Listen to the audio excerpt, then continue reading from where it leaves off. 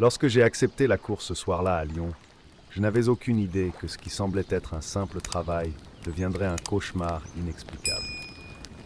La ville, enveloppée d'un linceul de ténèbres, avait une atmosphère particulière, et moi, Victor Leblanc, un chauffeur de taxi de 45 ans, je connaissais chaque virage et chaque recoin comme ma poche. Il était presque 2 heures du matin, et j'attendais que l'application m'envoie des courses rapides pour terminer mon service. Ce que je voulais le plus à ce moment-là, c'était rentrer chez moi, dans le confort de ma routine familiale, et la paix que la fin de la journée promettait. Cependant, quand j'ai vu le point de rendez-vous, une partie de moi a hésité. La passagère est apparue au loin, enveloppée dans un long manteau noir, comme si elle sortait d'un film d'horreur. Je l'ai regardée s'approcher, l'expression de son visage était distante, presque rêveuse. Il n'avait pas l'air d'une personne ordinaire, il y avait quelque chose en elle qui me mettait mal à l'aise. Elle est montée dans la voiture en silence, et je n'ai pas pu m'empêcher de me sentir mal à l'aise dans ma colonne vertébrale. « Où allons-nous » demandai-je, essayant de briser le lourd silence. Un endroit loin, proche de la forêt. Sa voix était douce, mais ses mots semblaient chargés d'un sens caché. « Vous allez l'aimer. » L'adresse qu'elle m'a donnée n'était pas familière, et le GPS indiquait une zone rurale loin du centre-ville. J'ai toujours été un conducteur sérieux et concentré, et je n'ai généralement pas laissé la curiosité me faire dévier de mon chemin habituel. Cependant, il y avait quelque chose dans la façon dont elle me regardait, comme si elle s'attendait à ce que je la suive, qui me faisait hésiter. J'ai décidé de continuer mon voyage, même si je savais que ce n'était pas le meilleur choix. En conduisant, j'ai essayé d'entamer une conversation, mais la femme était énigmatique. Ses réponses étaient courtes et évasives, comme si elle gardait des secrets. À chaque mot que nous échangions, mon cœur battait plus vite et une anxiété croissante commençait à me submerger. « Allez-vous rendre visite à quelqu'un » j'ai demandé, essayant de me connecter d'une manière ou d'une autre. Je ne sais pas si l'endroit que je cherche appartient à quelqu'un, peut-être quelque chose. Sa phrase n'arrêtait pas de résonner dans mon esprit et j'ai réalisé que quelque chose n'allait pas. La tension dans l'air est devenue palpable et le silence de la voiture est devenu assourdissant. Au fur et à mesure, le paysage urbain a laissé place à des champs désolés. L'obscurité enveloppait tout et les quelques phares qui éclairaient la route semblaient lutter contre l'épais brouillard. L'agitation dans ma poitrine grandissait à chaque kilomètre que nous parcourions. Qu'est-ce que je faisais là-bas? Pourquoi emmenait-il cette femme étrange dans un endroit si éloigné? Quand nous sommes finalement arrivés à destination, elle m'a demandé de l'attendre. Hésitant, je l'ai regardée sortir de la voiture et disparaître dans l'obscurité. Je n'entendais que le bruit du vent et le bruissement des feuilles. L'horloge sur le tableau de bord du taxi semblait marquer le temps au ralenti, et à mesure que les secondes s'éternisaient, mon anxiété se transformait en désespoir.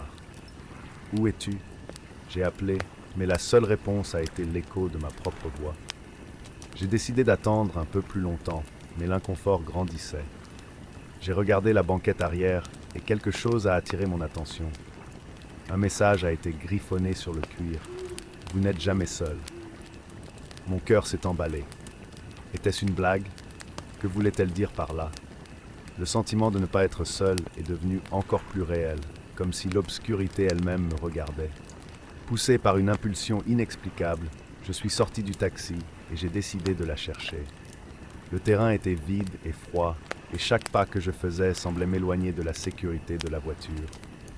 La lumière de mon téléphone n'éclairait qu'une fraction de ce qui se trouvait devant moi, et l'épais brouillard la rendait encore plus sinistre. Je l'ai appelée par son nom, mais il n'y a pas eu de réponse. À chaque pas, l'agitation se transformait en peur. Qu'est-ce que je faisais là-bas? C'était stupide, je le savais, mais la curiosité et le désir de comprendre cette situation m'ont guidé. Après quelques instants d'errance dans l'obscurité, mon pied a trouvé quelque chose d'étrange sur le sol. En baissant les yeux, j'ai vu ce qui semblait être un vêtement, une écharpe sombre, tout comme celle que portait la femme. Un frisson m'a parcouru le corps et j'ai immédiatement regardé autour de moi, comme si j'étais observé. Le sentiment d'être dans un cauchemar a commencé à s'intensifier. J'étais sur le point de remonter dans la voiture quand j'ai vu quelque chose qui m'a fait m'arrêter. Il y avait des marques sur la terre, quelque chose qui ressemblait à des taches de sang. La vue de ces marques m'a fait perdre la raison pendant un moment. J'avais besoin de sortir de là. Une profonde terreur me saisit, et le cœur dans la bouche, je me précipitais vers le fiacre, verrouillant la porte derrière moi. Quand j'ai finalement réussi à démarrer le moteur, j'ai réalisé que j'étais à bout de souffle. La route était plus sombre que jamais, et le sentiment que quelque chose me hantait. Je suis rentré en ville avec de l'adrénaline dans les veines, et mon esprit était en ébullition. Je n'arrivais pas à me débarrasser de l'image de la femme et du message sur le siège arrière. Pourquoi l'avais-je laissé partir? Et que lui était-il réellement arrivé dans ce champ désolé? Dans les jours qui ont suivi, la paranoïa a pris le dessus sur ma vie. Chaque fois qu'une passagère montait dans mon taxi, je ne pouvais m'empêcher de me demander si elle était parmi eux. Quelle était cette course, d'ailleurs? Un piège? Un jeu psychologique? Mon téléphone n'arrêtait pas de sonner avec de nouvelles courses, mais sur chaque visage que je voyais, la silhouette de cette femme émergeait. Ce que je pensais être une course de routine s'est transformé en un cauchemar qui me suivait à chaque coin de rue. Une nuit, une femme aux cheveux bruns et aux yeux expressifs est montée dans la voiture. J'ai failli crier à la ressemblance avec mon mystérieux passager. Mon cœur s'est emballé et je l'ai regardé dans le rétroviseur, essayant de contrôler l'anxiété. Elle avait un air normal, mais les échos de ce qui s'était passé cette nuit-là étaient encore vivants en moi. « Où allons-nous » demandai-je, luttant contre l'envie de poser des questions sur la femme de la campagne. « Oh, juste au centre-ville, s'il vous plaît. » Sa voix était douce, mais il y avait quelque chose dans ses yeux qui semblait me défier. Pendant le voyage, la femme a commencé à parler et sa voix a résonné dans mon esprit comme un rappel. J'étais tellement concentré sur ses paroles que je ne réalisais pas que j'avais atteint ma destination. Cependant, avant que je puisse éteindre le moteur, elle m'a posé une question qui m'a laissé sans voix. Que feriez-vous si vous saviez que quelqu'un vous observe, même sans que vous vous en rendiez compte? Mon estomac s'est retourné et comme un écho, la réponse de la femme mystérieuse m'est revenue à l'esprit. Le sentiment de ne jamais être seul est à nouveau présent. J'ai essayé de sourire, mais son expression est restée sérieuse et intense. Je ne sais pas, répondis-je en essayant de rester calme. Dès qu'elle est sortie de la voiture, un soulagement m'a envahi, mais l'étrangeté de l'interaction n'arrêtait pas de marteler dans ma tête. Sa phrase a résonné comme un avertissement, et je n'ai pas pu m'empêcher de penser que tout était lié d'une manière ou d'une autre. L'idée qu'elle puisse être la même femme de la campagne me hantait, et après cette course, j'ai décidé que je ne pouvais plus ignorer ce qui s'était passé. Je suis retourné à l'endroit où j'avais laissé la femme de la course. L'obscurité régnait toujours, et le sentiment que quelque chose n'allait pas augmentait à chaque pas que je faisais vers le champ. Les marques sur la terre étaient toujours là, bien que le sol soit plus couvert de végétation. Les ombres dansaient au clair de lune, et je me sentais petit dans l'immensité de la nuit. Je suis allé à l'endroit où j'ai trouvé l'écharpe, et je me suis accroupi, examinant le sol de plus près. L'odeur de la terre humide et de quelque chose d'autre, quelque chose qui ressemblait à du métal, flottait dans l'air. Les marques étaient plus profondes que dans mes souvenirs. Quelque chose s'était passé là-bas, et j'avais besoin de savoir quoi. Alors que j'enquêtais, une brise froide m'enveloppait, et un sentiment de désespoir commençait à me consumer. Je ne pouvais pas m'empêcher de penser que quelque chose me regardait, caché parmi les arbres. J'ai regardé en arrière et l'obscurité semblait m'engloutir, la solitude devenant une présence palpable. C'était comme si le champ lui-même était vivant, respirant tout autour de moi. Au moment où je me suis levé, quelque chose a attiré mon attention, une lueur métallique dans la végétation. Je me suis approché, le cœur battant, et j'ai trouvé un objet familier, un collier avec un pendentif. Dès que je l'ai tenu, l'image de la femme qui était montée dans mon taxi a envahi mon esprit. C'était le même collier qu'elle portait. La panique a commencé à s'installer et j'ai su que je devais sortir de là avant que quelque chose de pire ne se produise. J'ai couru vers la voiture, la peur et l'adrénaline me consumant. Mais quand j'ai atteint le taxi, quelque chose m'a fait arrêter le cœur. Il y avait quelque chose à l'intérieur de la voiture, une présence qui n'était pas là auparavant. La porte du passager était entr'ouverte, et comme je m'approchais, j'entendis un murmure. « Vous n'auriez pas dû revenir. » Je l'ai. La voix était la même que celle de la femme. La réalité s'est déformée en un instant, et tout ce que je pouvais penser, c'est que je n'étais plus seul. J'ai regardé autour de moi, et les ombres semblaient prendre forme, comme si quelque chose se cachait en elles, attendant d'attaquer. L'atmosphère était chargée de tension et je savais que quelque chose de mal allait se produire. Sans réfléchir à deux fois, je suis monté dans la voiture et j'ai verrouillé la porte. J'ai démarré le moteur, mais la voiture n'a pas répondu. Un sentiment de désespoir a commencé à se répandre dans mon corps. Les lumières du tableau de bord clignotèrent et le bruit du vent siffla dans tous les sens. « Tu aurais dû écouter », continua la voix, et je ne savais pas si c'était réel ou le fruit de mon esprit usé. Puis, une silhouette est apparue dans le rétroviseur. C'était la femme, les yeux sombres et profonds, reflétant un mélange de tristesse et de détermination. Elle était derrière moi, mais son image était déformée, comme si elle était prise entre les réalités. Je ne peux pas te laisser partir. L'endroit que vous recherchez est en vous. J'avais envie de crier, mais la terreur me paralysait. Le sentiment d'être coincé dans un jeu que je ne comprenais pas était écrasant. J'ai regardé la route devant moi, désespéré de m'échapper, mais la voiture ne voulait pas bouger. C'était comme si l'obscurité me retenait et qu'il n'y avait nulle part où aller. Vous ne comprenez pas. Sa voix devenait de plus en plus proche et je sentis un frisson me parcourir l'échine. Vous en faites partie maintenant. Dans un dernier effort, j'ai finalement réussi à sortir la voiture de sa place et j'ai accéléré. Le mouvement soudain fit disparaître sa silhouette, mais le sentiment que quelque chose était derrière moi restait. J'ai roulé vers la ville et la route s'étendait devant moi comme un tunnel sans fin, avec du brouillard enveloppant tout. Ce qui n'était qu'un trajet en taxi était devenu un cauchemar sans fin. Je devais comprendre ce qui s'était vraiment passé cette nuit-là et comment échapper à cette présence qui semblait maintenant me suivre. Pendant que je conduisais, mon cœur battait au rythme d'un compte à rebours et je savais que je ne pourrais plus jamais être le même. Le chant, la femme et les ténèbres étaient maintenant en moi et il n'y avait pas moyen d'y échapper.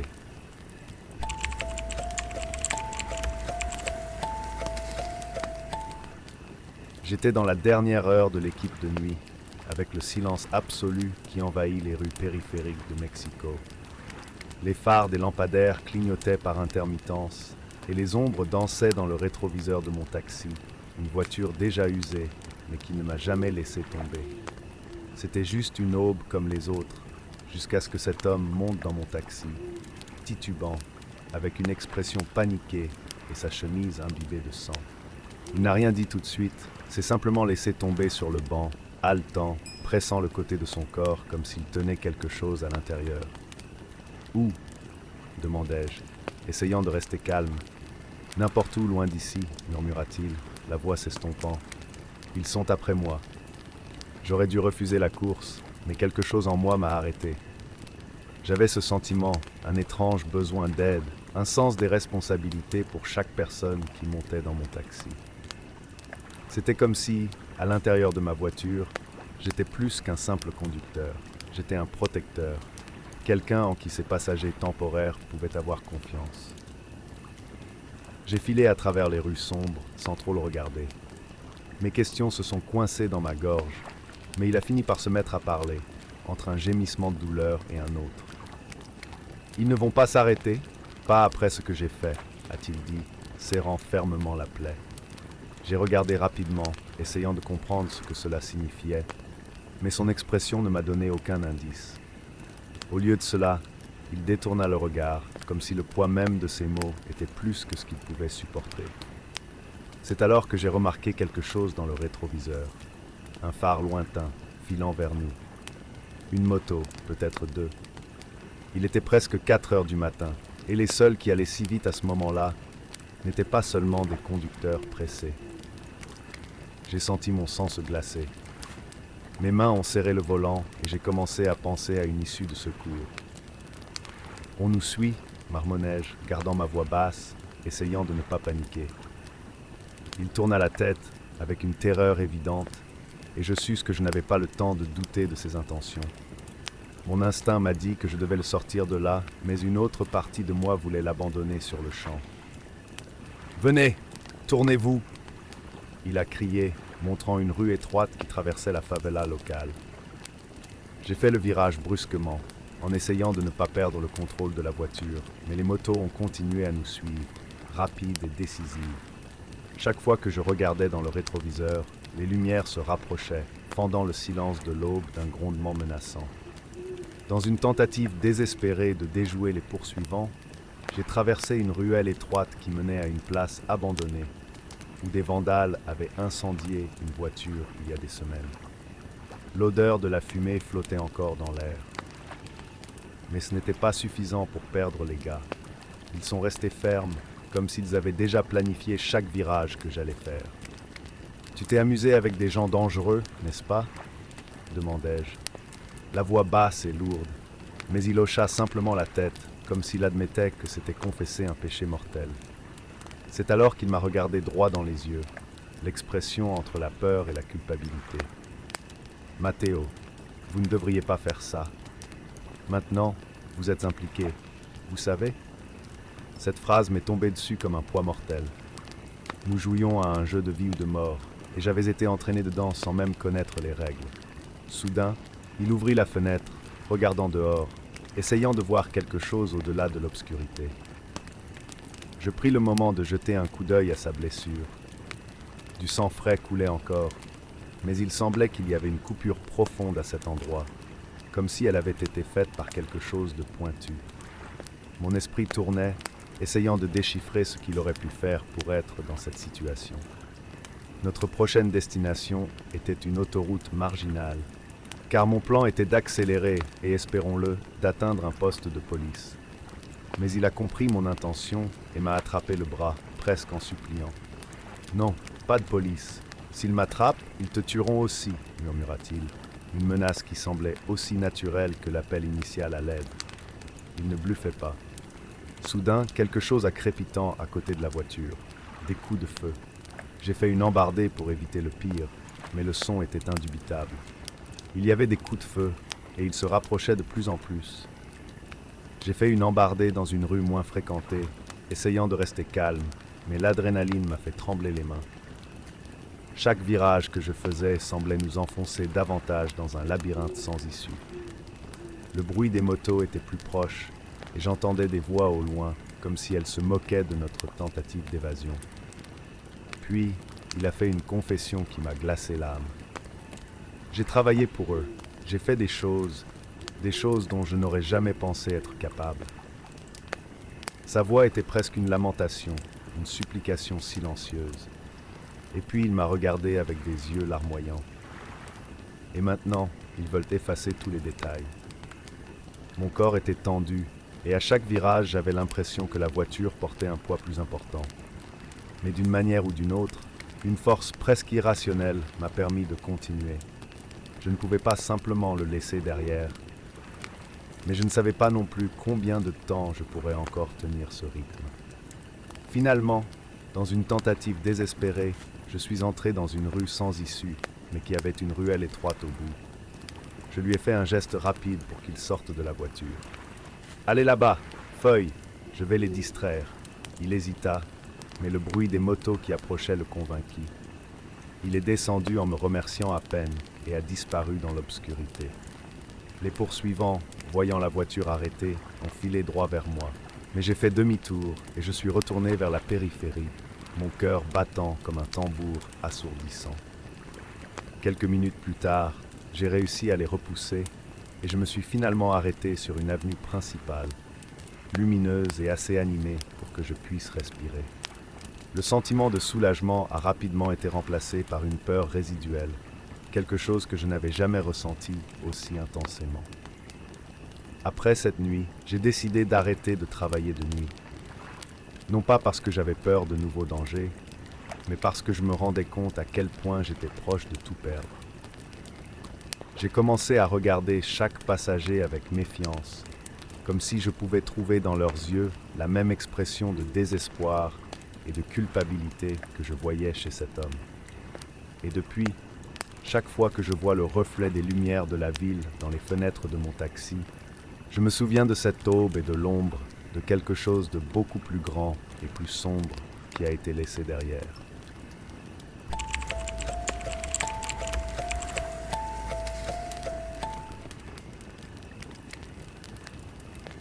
Je me souviens bien de cette nuit-là. C'était une matinée calme à Toronto, assez froide pour rendre la voiture embrumée à l'intérieur, créant une barrière discrète entre moi et la ville à l'extérieur. Le métier de chauffeur de taxi, aussi fatigant et routinier soit-il, ne m'a jamais posé de réels problèmes. Les courses nocturnes étaient généralement les ivrognes solitaires ou les jeunes gens qui revenaient de fête, et je connaissais toutes les astuces pour y faire face. Mais ce soir-là, je ne m'attendais pas à trouver quelque chose qui me marquerait d'une manière aussi viscérale. La course est apparue sur l'application. Un homme d'une trentaine d'années, peut-être d'une quarantaine d'années, avec un nom commun, quelque chose comme John ou Michael. Point de départ, un coin faiblement éclairé devant un bâtiment que j'ai reconnu de vue, mais que je n'avais jamais visité. Accepté. Après tout, ce n'était que quelques minutes là-bas. Quand je me suis arrêté, il m'attendait déjà dans un manteau sombre et une casquette basse qui couvrait partiellement son visage. Il est monté dans la voiture et s'est installé sur le siège arrière, me saluant d'un léger signe de la main.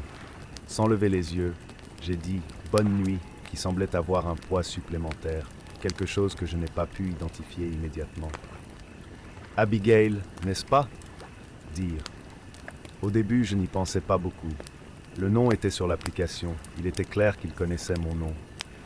Je savais que tu viendrais me chercher. Quelque chose dans cette phrase m'a dérangé. Je voulais l'ignorer, continuer la course. Mais quelque chose dans mon instinct s'est enflammé, comme si une faible étincelle commençait à ronger mon calme. Il semblait trop à l'aise, détendu comme s'il était sur son propre canapé. Pendant les premières minutes, j'ai évité toute conversation. De nombreux passagers aiment le silence, mais il ne l'a pas fait. Après quelques secondes de silence, il commença à parler. À propos de la météo, de la ville, des choses qui ne m'intéressaient pas, mais j'ai juste hoché la tête, essayant d'être poli. « Tu n'aimes pas trop parler de toi, n'est-ce pas ?» Il a dit, et il y avait un ton presque provocateur. Je l'ai ignoré, j'ai gardé les yeux sur la route, mais il n'a pas abandonné. Je comprends. Après tout ce que vous avez traversé, bien sûr, vous ne feriez pas confiance à n'importe qui. J'ai senti ma poitrine se serrer. Je me suis raidi, le volant s'échappant presque de mes mains moites. Cette phrase m'a ému. C'était une information vague, mais étrangement personnelle. Je n'étais pas quelqu'un qui s'exprimait devant des inconnus, et encore moins des clients. Il devait parler de quelque chose de généralisé, peut-être d'une tentative de sympathie, pensais-je. Essayant de me calmer, mais il a continué. « Ah, mais cela n'a pas commencé maintenant, n'est-ce pas?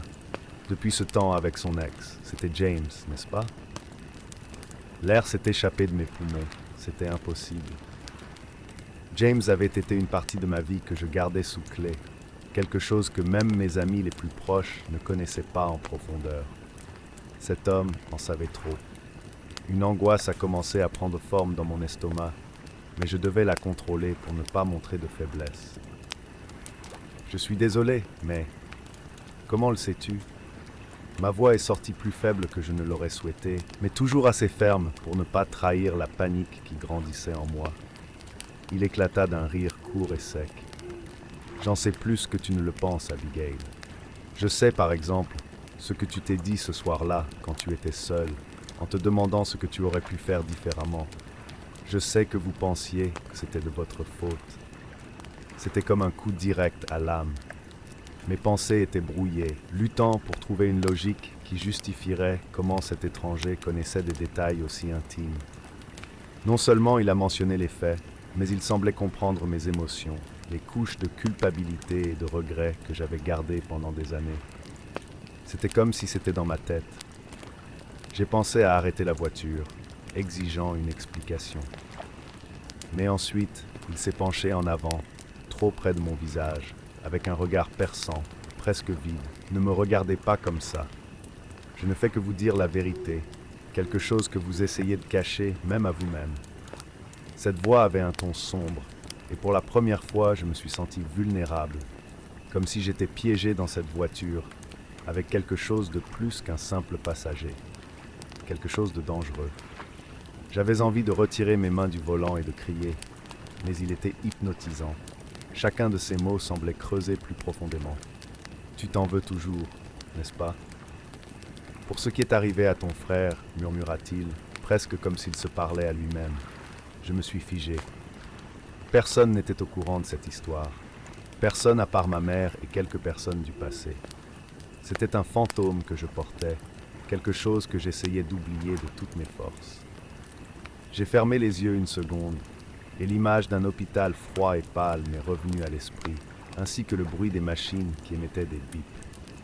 Une erreur de ma part, ou une cruelle coïncidence. Arrêtez la voiture, maintenant! Le courage remonta à la surface, et le cri résonna dans tout le véhicule. J'avais envie de me débarrasser de lui, de le mettre à la porte, mais il s'est installé sur le banc, un sourire inquiétant dansant sur ses lèvres. Si vous vous arrêtez, vous perdrez la seule chance de comprendre. Je sais ce que vous ressentez, je sais ce que cela vous cause, et sachez que vous ne le surmonterez jamais seul. J'ai voulu sortir de la voiture et m'enfuir, mais quelque chose en moi ne pouvait pas bouger. C'était comme si elle était piégée dans ses mots, enracinée dans la peur et la curiosité morbide.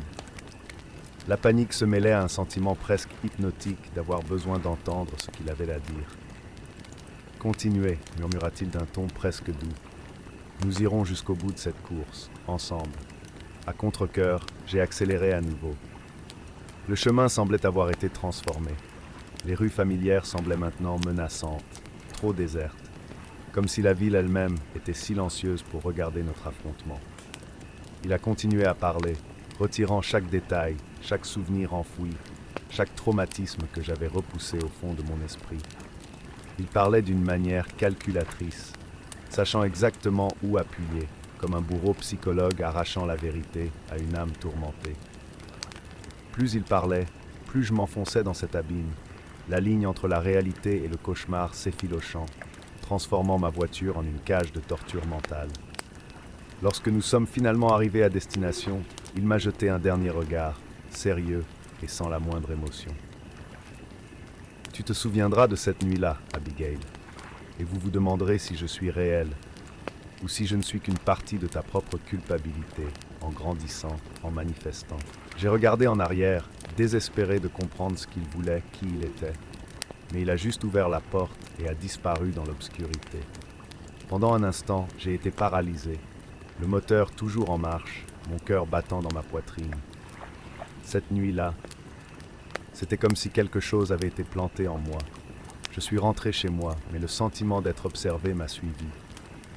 Au cours des jours suivants, chaque visage étrange, chaque nouveau passager semblait être une menace silencieuse. J'avais changé. Quelque chose en moi s'était brisé. Depuis lors, je n'ai jamais pu monter dans un taxi sans revivre la terreur de ce petit matin, en me demandant si le prochain passager saurait une fois de plus tout sur moi.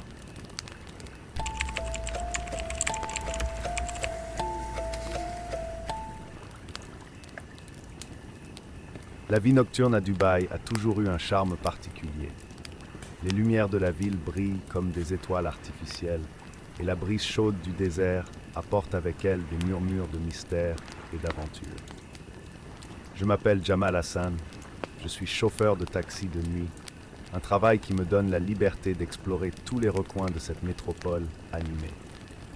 Pendant des années, ma voiture est devenue une extension de moi-même, un espace où les histoires s'entremêlent et où des inconnus deviennent des passagers dans des instants fugaces.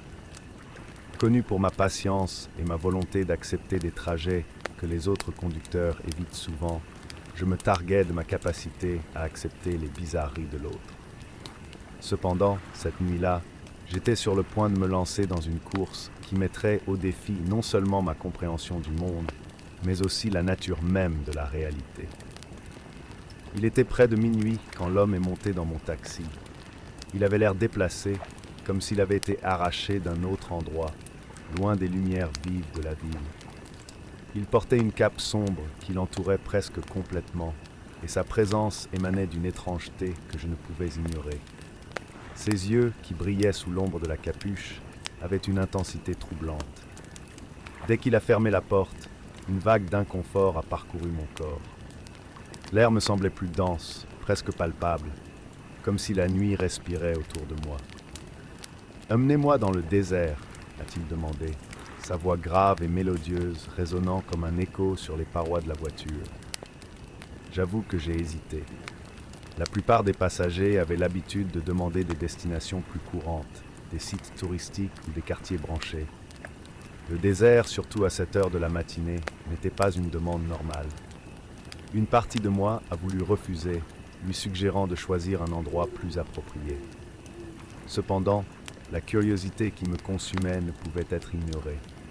Le désert, sous le clair de lune, avait son charme sombre, et quelque chose dans ses yeux me le faisait accepter.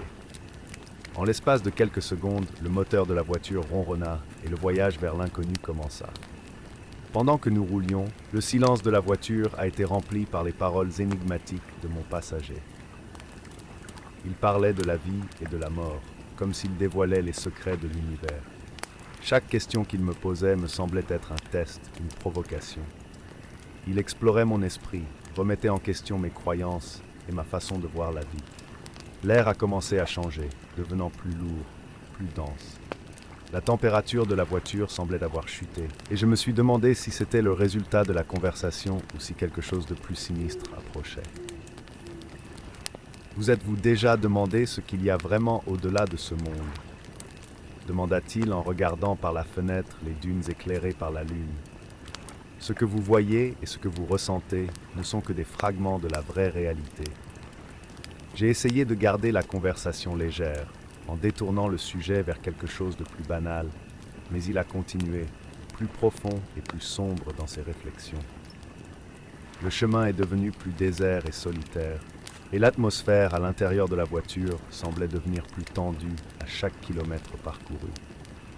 Quelque chose se formait dans l'air, une énergie palpable qui me mettait mal à l'aise. Au fur et à mesure qu'il conduisait, le sentiment d'être observé a commencé à s'intensifier. J'ai regardé dans le rétroviseur, m'attendant à voir quelque chose, mais la route était encore déserte. Juste nous deux, et l'immensité du désert devant nous, un espace infini qui semblait s'étendre au-delà de l'horizon. Les mots de l'homme ont pénétré mon esprit, et je n'ai pas pu m'en débarrasser. Que voulait-il dire ? M'emmenait-il dans un endroit spécifique ou me divertissait-il simplement avec ses réflexions philosophiques ? Après de longues minutes, nous sommes finalement arrivés à l'endroit qu'il nous a indiqué. Une vaste étendue de sable, loin de la ville et des lumières vives. L'homme m'a demandé d'attendre, en disant qu'il devait accomplir quelque chose. Il est sorti de la voiture et je l'ai regardé s'éloigner dans l'obscurité. Comme il disparaissait dans la nuit, une étrange agitation s'empara de moi. Le silence du désert était profond, rompu seulement par le murmure du vent qui ressemblait plus à un gémissement qu'à une brise fraîche. Le temps a commencé à s'éterniser pendant que j'attendais. Des ombres dansaient autour de moi, et la pleine lune projetait des faisceaux de lumière qui semblaient se tortiller sur le sable. Je sentis l'atmosphère changer à nouveau, et une pression subtile commença à m'envelopper. Le désert n'était pas seulement un espace physique, il ressemblait à une entité vivante, palpitant d'une énergie que je ne pouvais pas identifier. J'ai regardé l'horizon, attendant le retour de l'homme, mais il n'est pas apparu. Le silence est devenu oppressant, et le sentiment que quelque chose était sur le point de se produire m'a mis en alerte. Puis, soudain, l'obscurité autour de moi a commencé à se transformer. Une présence, une ombre, a commencé à se former sur le sable, se modelant en quelque chose que je ne pouvais pas comprendre. Le sable a commencé à s'agiter, et pendant un instant, j'ai cru que mon esprit me jouait des tours. C'était comme si le désert se manifestait, comme si le sable et les ombres prenaient vie d'eux-mêmes. La peur m'a envahi. J'ai commencé à ressentir une présence invisible, comme si j'étais observé par des yeux qui ne pouvaient pas être vus. C'est alors que le courage que j'avais s'est évaporé. J'ai démarré le moteur et j'ai accéléré, sans regarder en arrière. La voiture a dévalé la route et l'adrénaline a inondé mon corps. Le désert reculait rapidement, mais le sentiment que quelque chose me suivait ne me le permettait pas. L'horizon derrière moi semblait s'étendre indéfiniment, et à chaque kilomètre que je parcourais, j'avais l'impression que l'obscurité se refermait autour de moi. L'arrivée à Dubaï a été un soulagement. Dès que j'ai atteint les lumières de la ville, une vague de sécurité m'a enveloppé. Mais ce qui était censé être une simple course s'est transformé en cauchemar. La présence qui me regardait n'avait pas été laissée pour compte. Quelque chose me collait à la peau, quelque chose que je ne pouvais pas voir, mais qui me regardait toujours. J'ai regardé le tableau de bord de la voiture, essayant de retrouver une normalité, mais l'agitation m'a accompagné. Ce soir-là, l'expérience m'a profondément marqué. Depuis ce jour, j'ai évité d'accepter des trajets à l'extérieur de la ville. Chaque fois qu'un passager me demandait d'aller dans le désert, mon estomac se retournait. Ce qui était censé être un travail simple était devenu un cauchemar. Je ne voulais pas courir le risque de faire face à nouveau à ce que je ne pouvais pas comprendre. Mes courses nocturnes sont devenues de plus en plus routinières, mais la sensation d'inconfort ne s'est pas dissipée. Les lumières de la ville, autrefois brillantes et accueillantes, semblaient maintenant plus froides, et la solitude du désert planait toujours dans mon esprit. Ce qui avait été réveillé cette nuit-là s'est transformé en une ombre qui me suivait, quelque chose que je ne pouvais pas identifier, mais qui était toujours là, me rappelant toujours ce que j'avais traversé. Au cours des jours suivants, j'ai commencé à remarquer des changements subtils en moi. La ville semblait plus oppressante, et chaque passager qui montait dans ma voiture apportait un air étrange. J'ai remarqué que les conversations devenaient plus profondes et les questions plus sombres, comme si la présence que j'avais ressentie dans le désert influençait maintenant ma vie. C'était comme si j'étais entraîné dans quelque chose que je ne pouvais pas comprendre, comme si la frontière entre ce qui était réel et ce qui ne l'était pas devenait de plus en plus floue. Une nuit, alors qu'il traversait l'un des quartiers les plus fréquentés de Dubaï, un passager est monté dans la voiture. Son regard était lointain, comme si elle était perdue dans ses propres pensées. Dès que j'ai fermé la porte, elle m'a jeté un regard perçant et un frisson m'a parcouru le dos. Nous n'avons pas échangé beaucoup de mots, mais la tension dans l'air était palpable. Pendant que nous roulions, elle a commencé à parler de rêves et de visions, comme si elle cherchait un sens dans les expériences qui la tourmentaient. Parfois, j'ai l'impression d'être guidé par quelque chose qui me dépasse, a-t-elle déclaré, en regardant par la fenêtre la ville qui défilait. Comme s'il y avait une force invisible qui me tirait, me guidait sur un chemin que je ne comprends pas. Sa description m'a rappelé la nuit où j'ai rencontré l'homme dans le désert. Il y avait quelque chose de familier dans ses paroles, quelque chose qui résonnait avec ma propre expérience. J'avais envie d'en demander plus, mais l'idée d'aborder ce thème me terrifiait. La peur d'ouvrir de vieilles blessures et de faire ressortir la présence qui m'avait suivi depuis lors m'a fait me taire. La course a continué, mais chaque mot qu'elle a dit semblait résonner en moi. C'était comme si elle m'emmenait dans un endroit que je ne voulais pas visiter. Quand nous sommes finalement arrivés à destination, elle s'est tournée vers moi et m'a dit « Tu n'es pas seul. Tu sais, parfois, les réponses sont plus proches qu'on ne l'imagine. » Sur ce, il sortit de la voiture et disparut dans la nuit, comme une ombre se dissipant dans l'obscurité. J'ai senti qu'une partie de moi avait été perdue à ce moment-là. Ce qu'elle a dit a résonné dans mon esprit. Comment le savait-elle? Qu'est-ce qui m'arrivait? C'était comme si le désert ne m'avait pas lâché, mais m'avait seulement appris à voir ce qui était auparavant caché.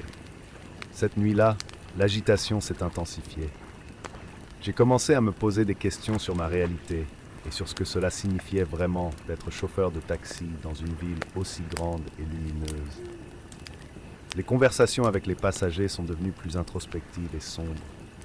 Je cherchais des réponses que je ne trouvais pas, tandis que la présence invisible continuait à me suivre. Le désert avec son silence profond et son immensité, a toujours été à l'affût. Et je savais que d'une manière ou d'une autre, cet homme était toujours là, même si je ne l'ai jamais revu. À chaque course, à chaque passager, il sentait que la frontière entre ce qui était réel et ce qui ne l'était pas devenait de plus en plus floue. Au fil du temps, j'ai appris à accepter cette nouvelle réalité. Ce qui était autrefois un simple travail s'est transformé en un voyage de découverte de soi et d'exploration des ombres qui habitaient mon esprit. Le désert ne m'a jamais quitté, et la présence que j'avais ressentie cette nuit-là ne m'a jamais complètement quitté. Au lieu de cela, il est devenu une partie de moi, une ombre constante qui m'accompagnait dans les rues illuminées de Dubaï.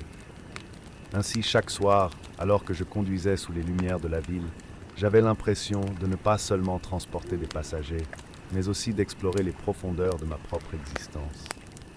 C'était comme si le désert m'avait appris à voir ce qui était caché et à embrasser l'incertitude de la vie. Le voyage qui a commencé comme un simple voyage s'est transformé en un chemin de connaissance de soi et de révélation. À la fin, j'ai réalisé que le désert n'était pas seulement un espace physique, mais une métaphore des mystères de la vie. Et même si l'ombre de l'expérience me suivait, j'étais prêt à l'affronter, car chaque course, chaque passager, était l'occasion d'explorer les vérités cachées qui imprégnaient notre réalité.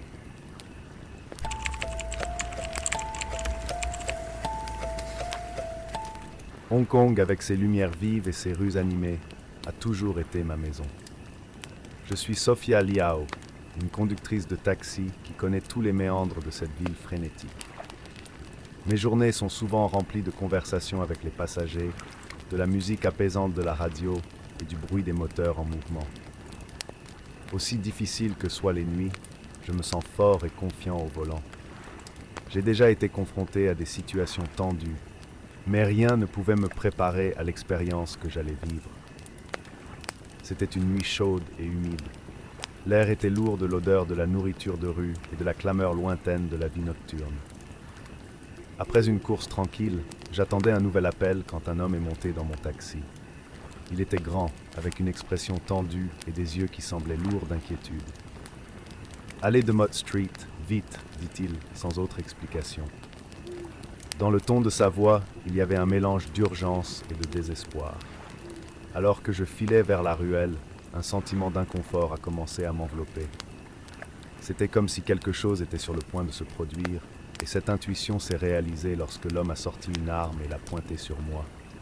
Fuyez! Ils sont après moi! Son regard était frénétique et l'adrénaline traversait mon corps.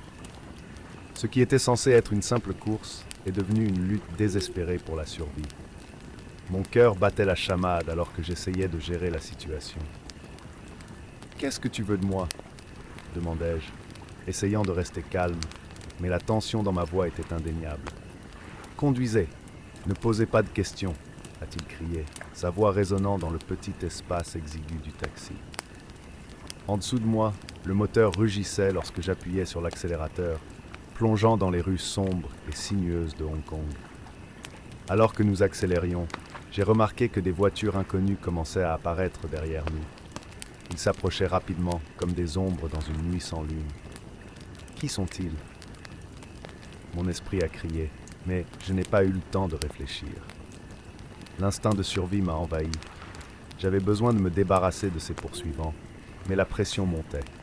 La ville, normalement un labyrinthe familier, s'est transformée en champ de bataille. « Tourne à gauche !» ordonna-t-il, sa voix fendant l'air tendu. J'ai fait ce qu'il m'a dit, espérant que le virage soudain m'offrirait une sorte d'avantage. Le taxi a basculé, alors que je luttais pour garder le contrôle, et la montée d'adrénaline a rendu tout plus intense. Les voitures qui nous suivaient semblaient également déterminées à ne pas nous laisser nous échapper, comme si sa vie était en jeu, et semble-t-il, le mien aussi. Chaque feu rouge que nous franchissions semblait être un test, chaque virage une nouvelle menace. La ville vibrait autour de nous, mais j'étais dans une bulle de pure tension. Pourquoi êtes-vous persécuté ? Qu'avez-vous fait ? La colère et la peur ont commencé à se mêler en moi, et le besoin de réponse est devenu insupportable. Continuez à conduire, ils ne s'arrêteront pas. Ils commençaient à devenir agressifs, et le bruit du cliquetis de larmes m'a rappelé qu'il avait du pouvoir sur ma vie. Je ne suis pas un criminel, je ne veux pas m'impliquer dans ça. Ma voix tremblait, mais il ne semblait pas s'en soucier. Son expression était celle de quelqu'un qui en savait plus qu'il n'était prêt à révéler. Au fur et à mesure que la poursuite se poursuivait, je me suis rendu compte que la situation était bien au-delà de ce que j'avais imaginé. Non seulement il était en fuite, mais la façon dont il parlait de ses poursuivants, les petits indices qu'il laissait tomber, m'ont fait me demander s'il n'y avait pas un plan plus grand en jeu, quelque chose que je ne pouvais pas comprendre. « Faites une embardée vers la droite. Vite !» Il a crié de nouveau et j'ai hésité un instant. La direction était claire, mais son désespoir était contagieux. J'ai fait le virage et à ma grande surprise, j'ai trouvé une rue sans issue. « Tu m'as amené ici, que veux-tu » J'ai crié alors que la panique grandissait. Il était sur le point de parler quand j'ai remarqué les phares des voitures qui nous suivaient. C'était un piège, une dernière tentative d'évasion. Le cœur dans la gueule, j'ai fait une manœuvre rapide et j'ai redescendu la rue vers le dédale de ruelles que je connaissais si bien. La course a continué et je devais trouver un moyen de me débarrasser de lui. « Tourne ici !» Il m'a indiqué et, avec un mélange d'hésitation et de désespoir, j'ai suivi ses instructions. Les lumières de la ville devinrent un fouillis de flou et le monde à l'extérieur du taxi disparut dans une cacophonie de bruit et de mouvements. Finalement, dans un moment de lucidité, j'ai pris une décision risquée. Je ne pouvais pas continuer comme ça.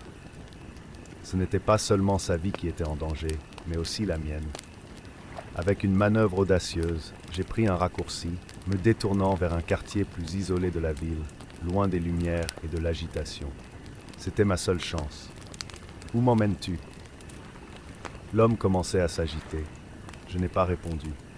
J'ai juste roulé plus vite, en me concentrant sur la route devant moi et en essayant de rester calme. Mon esprit était une tempête de doutes et de questions, mais à ce moment-là, la seule chose qui comptait était de m'échapper. Finalement, je suis arrivé dans un endroit plus éloigné, une zone abandonnée et sombre. La peur commençait à se transformer en espoir, mais l'homme ne s'était toujours pas calmé. Il m'a regardé avec un mélange de soulagement et de colère. « Maintenant, tu dois m'aider !» dit-il, et l'arme était toujours dans sa main. « Ils sont toujours après moi. Je ne peux pas t'aider. Je veux juste que tu descendes de mon taxi. » Ma voix était ferme. Sur un coup de tête, j'ai ouvert la porte du taxi, le faisant partir. La confrontation a été rapide et déroutante. Il a hésité un instant, et dès qu'il est parti, j'ai appuyé sur l'accélérateur et je suis parti, le cœur battant. Alors que je m'éloignais de ce cauchemar, l'adrénaline a commencé à se dissiper, laissant place à une terreur profonde, profondément enracinée. J'étais libre, mais les images de la poursuite, de l'homme et de l'arme sont restées gravées dans mon esprit.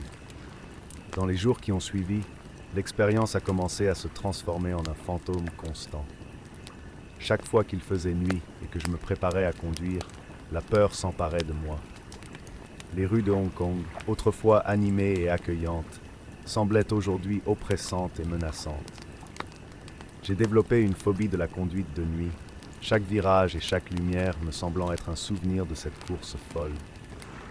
L'esprit libre que j'ai toujours eu, la confiance que j'ai portée au volant, ont été marqués par le traumatisme de cette nuit-là. L'expérience m'a laissé avec un désir incontrôlable de ne plus jamais revivre ce cauchemar. La vie continuait, mais l'écho de cette poussée terrifiante résonnait dans tous les aspects de mon existence. Je savais que la ville était grande et pleine de secrets, et que cette nuit-là n'avait révélé qu'une petite partie de ce qui pouvait être caché dans l'ombre. Il y avait autre chose à Hong Kong, et j'étais maintenant conscient du danger qui pouvait surgir à tout moment, comme une ombre tapie, prête à me saisir une fois de plus.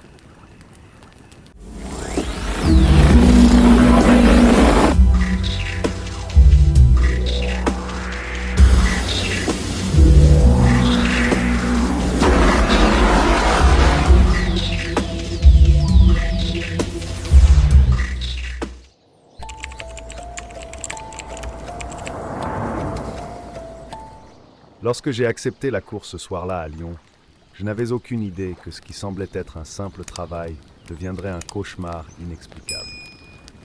La ville, enveloppée d'un linceul de ténèbres, avait une atmosphère particulière. Et moi, Victor Leblanc, un chauffeur de taxi de 45 ans, je connaissais chaque virage et chaque recoin comme ma poche. Il était presque 2 heures du matin et j'attendais que l'application m'envoie des courses rapides pour terminer mon service. Ce que je voulais le plus à ce moment-là, c'était rentrer chez moi, dans le confort de ma routine familiale et la paix que la fin de la journée promettait. Cependant, quand j'ai vu le point de rendez-vous, une partie de moi a hésité. La passagère est apparue au loin, enveloppée dans un long manteau noir, comme si elle sortait d'un film d'horreur. Je l'ai regardée s'approcher, l'expression de son visage était distante, presque rêveuse. Il n'avait pas l'air d'une personne ordinaire, il y avait quelque chose en elle qui me mettait mal à l'aise. Elle est montée dans la voiture en silence, et je n'ai pas pu m'empêcher de me sentir mal à l'aise dans ma colonne vertébrale. « Où allons-nous » demandai-je, essayant de briser le lourd silence. Un endroit loin, proche de la forêt. Sa voix était douce, mais ses mots semblaient chargés d'un sens caché. « Vous allez l'aimer. » L'adresse qu'elle m'a donnée n'était pas familière, et le GPS indiquait une zone rurale loin du centre-ville. J'ai toujours été un conducteur sérieux et concentré, et je n'ai généralement pas laissé la curiosité me faire dévier de mon chemin habituel. Cependant, il y avait quelque chose dans la façon dont elle me regardait, comme si elle s'attendait à ce que je la suive, qui me faisait hésiter. J'ai décidé de continuer mon voyage, même si je savais que ce n'était pas le meilleur choix. En conduisant, j'ai essayé d'entamer une conversation, mais la femme était énigmatique. Ses réponses étaient courtes et évasives, comme si elle gardait des secrets. À chaque mot que nous échangions, mon cœur battait plus vite et une anxiété croissante commençait à me submerger. « Allez-vous rendre visite à quelqu'un ?» j'ai demandé, essayant de me connecter d'une manière ou d'une autre. Je ne sais pas si l'endroit que je cherche appartient à quelqu'un, peut-être quelque chose. Sa phrase n'arrêtait pas de résonner dans mon esprit et j'ai réalisé que quelque chose n'allait pas. La tension dans l'air est devenue palpable et le silence de la voiture est devenu assourdissant. Au fur et à mesure, le paysage urbain a laissé place à des champs désolés. L'obscurité enveloppait tout, et les quelques phares qui éclairaient la route semblaient lutter contre l'épais brouillard. L'agitation dans ma poitrine grandissait à chaque kilomètre que nous parcourions. Qu'est-ce que je faisais là-bas? Pourquoi emmenait-il cette femme étrange dans un endroit si éloigné? Quand nous sommes finalement arrivés à destination, elle m'a demandé de l'attendre. Hésitant, je l'ai regardée sortir de la voiture et disparaître dans l'obscurité. Je n'entendais que le bruit du vent et le bruissement des feuilles. L'horloge sur le tableau de bord du taxi semblait marquer le temps au ralenti, et à mesure que les secondes s'éternisaient, mon anxiété se transformait en désespoir. « Où es-tu » j'ai appelé, mais la seule réponse a été l'écho de ma propre voix. J'ai décidé d'attendre un peu plus longtemps, mais l'inconfort grandissait. J'ai regardé la banquette arrière et quelque chose a attiré mon attention. Un message a été griffonné sur le cuir. « Vous n'êtes jamais seul. » Mon cœur s'est emballé. Était-ce une blague? Que voulait-elle dire par là? Le sentiment de ne pas être seul est devenu encore plus réel, comme si l'obscurité elle-même me regardait. Poussé par une impulsion inexplicable, je suis sorti du taxi et j'ai décidé de la chercher. Le terrain était vide et froid, et chaque pas que je faisais semblait m'éloigner de la sécurité de la voiture. La lumière de mon téléphone n'éclairait qu'une fraction de ce qui se trouvait devant moi, et l'épais brouillard la rendait encore plus sinistre. Je l'ai appelée par son nom, mais il n'y a pas eu de réponse. À chaque pas, l'agitation se transformait en peur. Qu'est-ce que je faisais là-bas? C'était stupide, je le savais, mais la curiosité et le désir de comprendre cette situation m'ont guidé. Après quelques instants d'errance dans l'obscurité, mon pied a trouvé quelque chose d'étrange sur le sol. En baissant les yeux, j'ai vu ce qui semblait être un vêtement, une écharpe sombre, tout comme celle que portait la femme. Un frisson m'a parcouru le corps et j'ai immédiatement regardé autour de moi, comme si j'étais observé. Le sentiment d'être dans un cauchemar a commencé à s'intensifier. J'étais sur le point de remonter dans la voiture quand j'ai vu quelque chose qui m'a fait m'arrêter. Il y avait des marques sur la terre, quelque chose qui ressemblait à des taches de sang. La vue de ces marques m'a fait perdre la raison pendant un moment. J'avais besoin de sortir de là. Une profonde terreur me saisit, et le cœur dans la bouche, je me précipitais vers le fiacre, verrouillant la porte derrière moi. Quand j'ai finalement réussi à démarrer le moteur, j'ai réalisé que j'étais à bout de souffle. La route était plus sombre que jamais, et le sentiment que quelque chose me hantait. Je suis rentré en ville avec de l'adrénaline dans les veines, et mon esprit était en ébullition. Je n'arrivais pas à me débarrasser de l'image de la femme et du message sur le siège arrière. Pourquoi l'avais-je laissé partir? Et que lui était-il réellement arrivé dans ce champ désolé?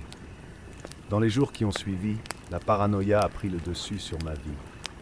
Chaque fois qu'une passagère montait dans mon taxi, je ne pouvais m'empêcher de me demander si elle était parmi eux. Quelle était cette course, d'ailleurs? Un piège?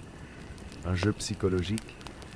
Mon téléphone n'arrêtait pas de sonner avec de nouvelles courses, mais sur chaque visage que je voyais, la silhouette de cette femme émergeait. Ce que je pensais être une course de routine s'est transformé en un cauchemar qui me suivait à chaque coin de rue.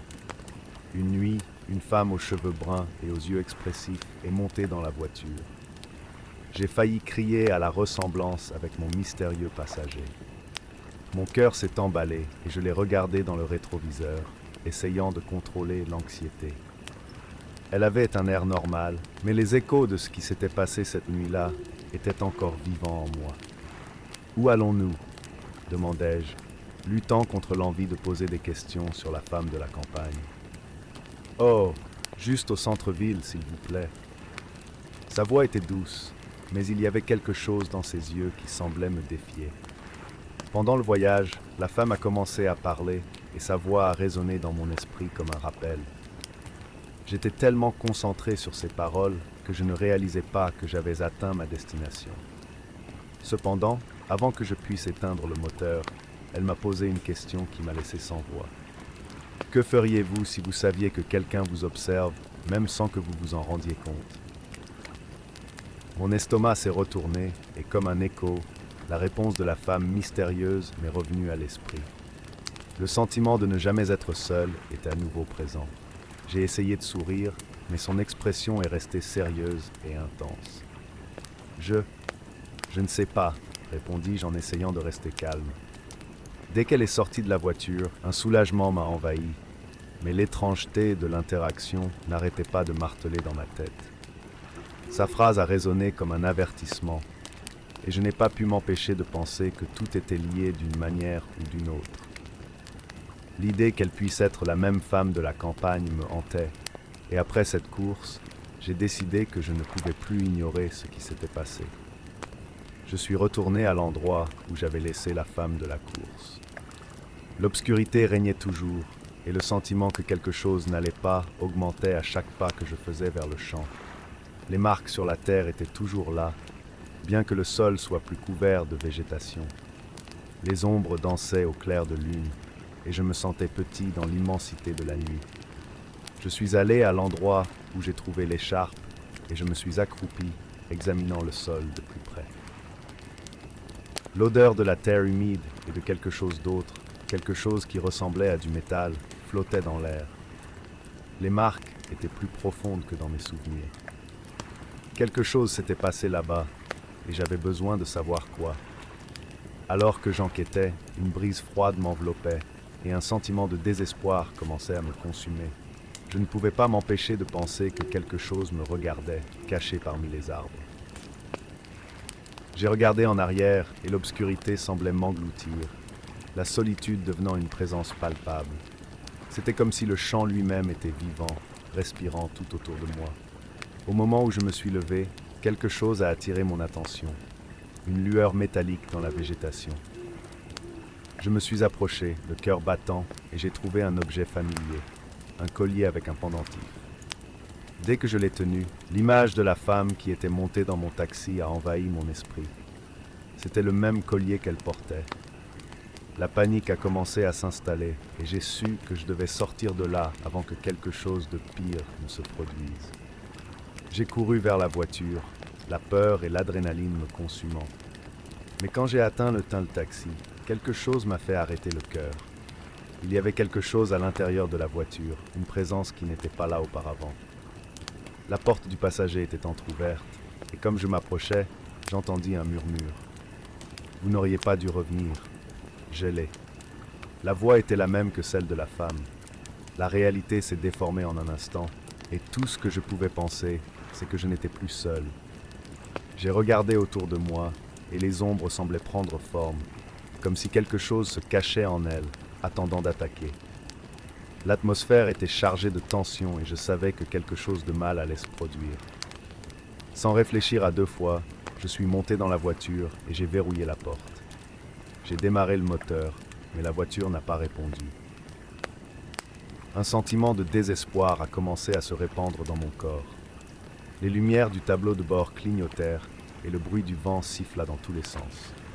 « Tu aurais dû écouter », continua la voix, et je ne savais pas si c'était réel ou le fruit de mon esprit usé.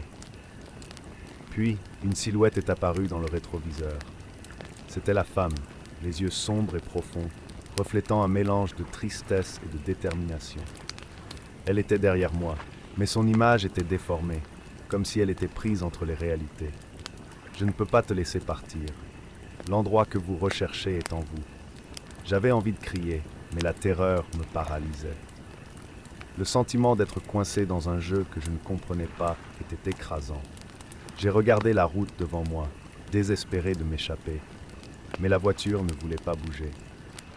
C'était comme si l'obscurité me retenait et qu'il n'y avait nulle part où aller. Vous ne comprenez pas.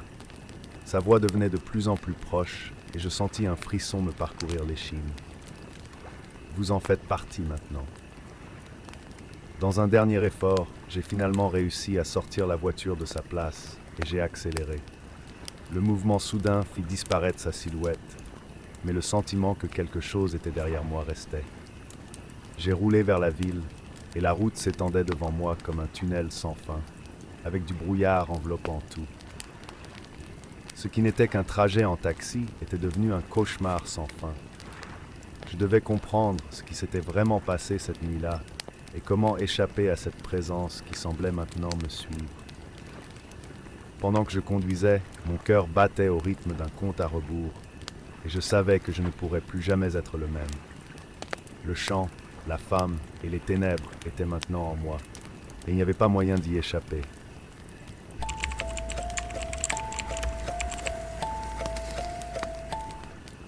J'étais dans la dernière heure de l'équipe de nuit, avec le silence absolu qui envahit les rues périphériques de Mexico. Les phares des lampadaires clignotaient par intermittence et les ombres dansaient dans le rétroviseur de mon taxi, une voiture déjà usée, mais qui ne m'a jamais laissé tomber. C'était juste une aube comme les autres, jusqu'à ce que cet homme monte dans mon taxi, titubant, avec une expression paniquée et sa chemise imbibée de sang. Il n'a rien dit tout de suite, s'est simplement laissé tomber sur le banc, haletant, pressant le côté de son corps comme s'il tenait quelque chose à l'intérieur. « Où » demandai-je, essayant de rester calme. « N'importe où, loin d'ici » murmura-t-il, la voix s'estompant. « Ils sont après moi. » J'aurais dû refuser la course, mais quelque chose en moi m'a arrêté. J'avais ce sentiment, un étrange besoin d'aide, un sens des responsabilités pour chaque personne qui montait dans mon taxi. C'était comme si, à l'intérieur de ma voiture, j'étais plus qu'un simple conducteur. J'étais un protecteur, quelqu'un en qui ces passagers temporaires pouvaient avoir confiance. J'ai filé à travers les rues sombres, sans trop le regarder. Mes questions se sont coincées dans ma gorge, mais il a fini par se mettre à parler, entre un gémissement de douleur et un autre. « Ils ne vont pas s'arrêter, pas après ce que j'ai fait, » a-t-il dit, serrant fermement la plaie. J'ai regardé rapidement, essayant de comprendre ce que cela signifiait, mais son expression ne m'a donné aucun indice. Au lieu de cela, il détourna le regard, comme si le poids même de ses mots était plus que ce qu'il pouvait supporter. C'est alors que j'ai remarqué quelque chose dans le rétroviseur. Un phare lointain, filant vers nous. Une moto, peut-être deux. Il était presque 4 heures du matin, et les seuls qui allaient si vite à ce moment-là n'étaient pas seulement des conducteurs pressés. J'ai senti mon sang se glacer. Mes mains ont serré le volant et j'ai commencé à penser à une issue de secours. On nous suit, marmonnai-je, gardant ma voix basse, essayant de ne pas paniquer. Il tourna la tête, avec une terreur évidente, et je sus que je n'avais pas le temps de douter de ses intentions. Mon instinct m'a dit que je devais le sortir de là, mais une autre partie de moi voulait l'abandonner sur le champ. « Venez, tournez-vous !» il a crié, montrant une rue étroite qui traversait la favela locale. J'ai fait le virage brusquement, en essayant de ne pas perdre le contrôle de la voiture, mais les motos ont continué à nous suivre, rapides et décisives. Chaque fois que je regardais dans le rétroviseur, les lumières se rapprochaient, fendant le silence de l'aube d'un grondement menaçant. Dans une tentative désespérée de déjouer les poursuivants, j'ai traversé une ruelle étroite qui menait à une place abandonnée, où des vandales avaient incendié une voiture il y a des semaines. L'odeur de la fumée flottait encore dans l'air. Mais ce n'était pas suffisant pour perdre les gars. Ils sont restés fermes, comme s'ils avaient déjà planifié chaque virage que j'allais faire. « Tu t'es amusé avec des gens dangereux, n'est-ce pas ?» demandai-je. La voix basse et lourde, mais il hocha simplement la tête, comme s'il admettait que c'était confesser un péché mortel. C'est alors qu'il m'a regardé droit dans les yeux, l'expression entre la peur et la culpabilité. « Matteo, vous ne devriez pas faire ça. Maintenant, vous êtes impliqué, vous savez ?» Cette phrase m'est tombée dessus comme un poids mortel. Nous jouions à un jeu de vie ou de mort, et j'avais été entraîné dedans sans même connaître les règles. Soudain, il ouvrit la fenêtre, regardant dehors, essayant de voir quelque chose au-delà de l'obscurité. Je pris le moment de jeter un coup d'œil à sa blessure. Du sang frais coulait encore, mais il semblait qu'il y avait une coupure profonde à cet endroit, comme si elle avait été faite par quelque chose de pointu. Mon esprit tournait, essayant de déchiffrer ce qu'il aurait pu faire pour être dans cette situation. Notre prochaine destination était une autoroute marginale, car mon plan était d'accélérer et, espérons-le, d'atteindre un poste de police. Mais il a compris mon intention et m'a attrapé le bras, presque en suppliant. « Non, pas de police. S'ils m'attrapent, ils te tueront aussi, » murmura-t-il, une menace qui semblait aussi naturelle que l'appel initial à l'aide. Il ne bluffait pas. Soudain, quelque chose a crépitant à côté de la voiture. Des coups de feu. J'ai fait une embardée pour éviter le pire, mais le son était indubitable. Il y avait des coups de feu, et ils se rapprochaient de plus en plus. J'ai fait une embardée dans une rue moins fréquentée, essayant de rester calme, mais l'adrénaline m'a fait trembler les mains. Chaque virage que je faisais semblait nous enfoncer davantage dans un labyrinthe sans issue. Le bruit des motos était plus proche, et j'entendais des voix au loin, comme si elles se moquaient de notre tentative d'évasion. Puis, il a fait une confession qui m'a glacé l'âme. J'ai travaillé pour eux, j'ai fait des choses dont je n'aurais jamais pensé être capable. Sa voix était presque une lamentation, une supplication silencieuse. Et puis il m'a regardé avec des yeux larmoyants. Et maintenant, ils veulent effacer tous les détails. Mon corps était tendu, et à chaque virage, j'avais l'impression que la voiture portait un poids plus important. Mais d'une manière ou d'une autre, une force presque irrationnelle m'a permis de continuer. Je ne pouvais pas simplement le laisser derrière.